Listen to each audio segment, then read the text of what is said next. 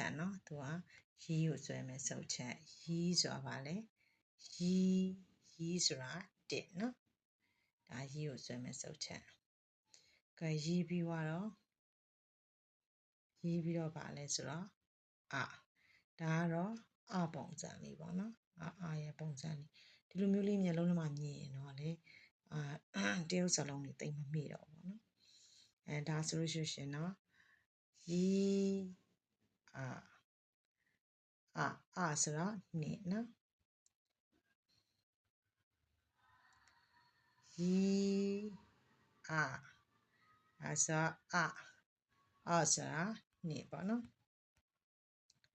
ပြီးတော့ဒါစမ်းရဲ့တင်ကြီးတာပေါ့နော်စမ်းရဲ့ပုံစံလေးဒါလေးမြင်အောင်ကြည့်နော်ဒီမှာခဲတံလေးကအပေါ်ကခဲတံလေးကရှိတယ်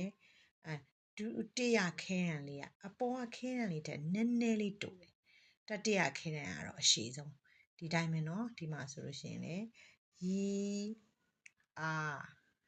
စမ်းဆိုတော့3